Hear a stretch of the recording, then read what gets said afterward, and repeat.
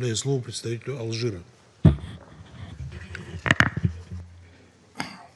Mr. President, at the outset, I would like to thank you for convening this urgent meeting to consider the situation brought to our attention by the Bolivarian Republic of Venezuela. I would also like to welcome the presence of the permanent representative of Venezuela to the meeting.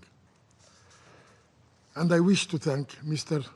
Miroslav Jancha, Assistant Secretary General for Europe, Central Asia, and the Americas, for his insightful briefing. President, Algeria follows these recent developments with concern and wishes to emphasize the importance of avoiding any escalation that could threaten regional peace and security. The United Nations Charter sets out the principles that form the foundation of peaceful coexistence among nations, and to develop friendly relations among nations, based on respect for the principle of equal rights of peoples, sovereign equality, non-interference in the internal affairs of state, territorial integrity, and the peaceful settlement of disputes. These are not abstract ideals, but binding commitments that guide our collective responsibility to preserve international peace and security.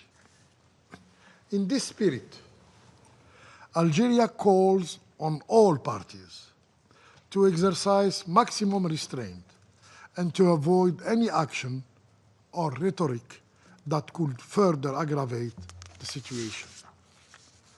Dialogue and diplomacy. Dialogue and diplomacy remain the only viable means to resolve dispute and maintain regional stability. In the particular context of recent development in the region, we recall the importance of preserving Latin America and the Caribbean region as a zone of peace, as proclaimed by the region's leader, a commitment that must continue to guide relations among its states. Mr. President, Algeria, who have experienced firsthand a bitter fight against cross-border drug trafficking and organized crime, believes that the resolute fight against this scourge is a shared responsibility, a shared effort of the entire international community. No nation can face it alone. It must be addressed through international cooperation, rooted in mutual respect, sovereignty, and solidarity. What is needed is comprehensive strategies that help strengthening institutions, promoting socio-economic development, tackling the security threat, and addressing the root causes that fuel these illicit networks. To conclude, Mr. President, Algeria believes that the path forward lies in diplomacy, in cooperation, and respect for international law.